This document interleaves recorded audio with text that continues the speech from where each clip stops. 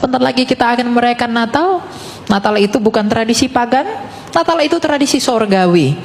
Karena yang pertama kali merayakan Natal adalah malaikat. Karena kelahirannya adalah sukacita bagi dunia.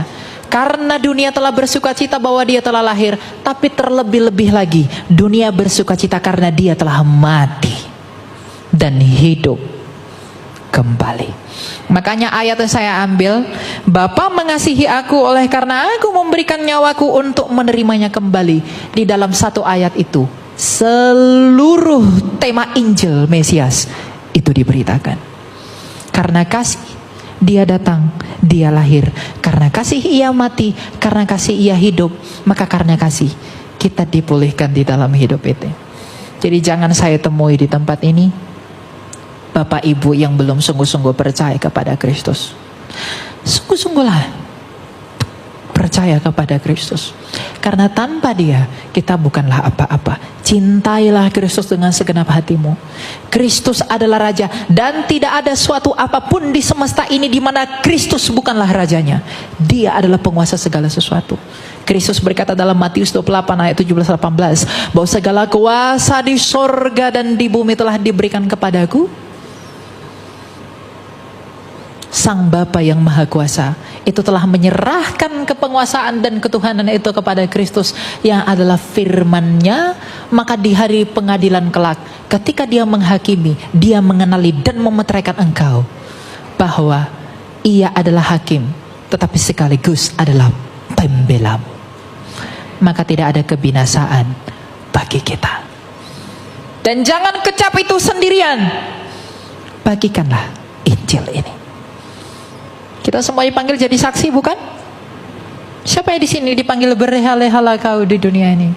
Bahkan ketika Tuhan menciptakan kita, engkau disuruh dalam Kejadian 1 ayat 28 itu apa? Berkuasalah atas bumi ini, beranak cuculah, penuhilah seluruh bumi. Kita menjadi penguasa atas bumi ini. Tapi karena dosa ada, maka dosa yang menjadi penguasanya. Maka agar kembali pada keadaan yang semula, saya pikir ada ayatnya di belakang. Percayalah kepada dia. Allah memberkati mereka, lalu Allah berfirman kepada mereka, beranak cuculah dan bertambah banyak, penuhilah bumi dan taklukkanlah itu, berkuasalah atas ikan-ikan di laut dan burung-burung di udara dan segala binatang dan merayap di bumi. Penguasa itu artinya Tuhan. Jadi dia bahasa Yunani kurios. Jadi kita memang adalah penguasa di bumi ini sejak semula. Karena memang kita dicipta di sini. Tapi dosa itu telah merusak segala sesuatu. Tetapi salib Kristus, Injil Kristus telah memulihkan segala sesuatu. Karena ia telah berkata di kayu salib, tete lestai. Sudah selesai. Sebagai penutup, pada akhirnya saudara-saudariku yang terkasih di dalam nama Tuhan, ketika Anda sudah mengerti bahwa mengapa Anda harus percaya kepada Kristus, mengapa Anda harus datang kepada Kristus, dan mengapapun Anda harus dipanggil untuk menjadi alat bagi kemuliaan Kristus, terlebih anak-anak muda, gunakanlah segala talenta yang ada padamu untuk menginjili semua orang. Injililah semua orang di dalam apapun yang kamu miliki. Kamu boleh berambisi jadi kaya, kamu boleh berambisi jadi kuat, kamu boleh berambisi menjadi bijaksana. Tetapi Nabi Yeremia memperingatkan kamu, janganlah kamu bermegah karena kekayaanmu, kekuatanmu, dan kebijaksanaanmu. Tapi biarlah engkau bermegah oleh karena engkau mengenali dan memahami bahwa Allah Tritunggal itu adalah Allah yang penuh belas kasih, keadilan dan kebenaran. Belas kasih dinyatakan oleh Sang Bapa, keadilan dinyatakan oleh firman yang hidup di dalam salib itu, dan kebenaran itu dimeteraikan oleh Roh Kudus. Maka di dalam kepenuhan Allah Tritunggal, engkau mengenali siapa Allah yang sejati. Maka teguhlah dan diamlah di dalam Injil itu, berbuah lebat dan pergilah ke seluruh bangsa, agar ketika engkau mati, engkau mengucapkan apa yang diperkatakan Rasul Paulus, bahwa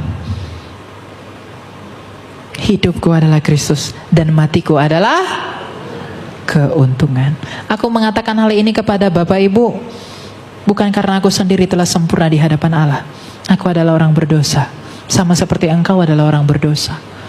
Mungkin aku juga adalah orang yang paling berdosa daripada engkau yang duduk di sana. Tapi mengapa aku harus menyatakan ini? Aku menyatakan ini agar di dalam keberdosaanku lah kemuliaan Allah dinyatakan.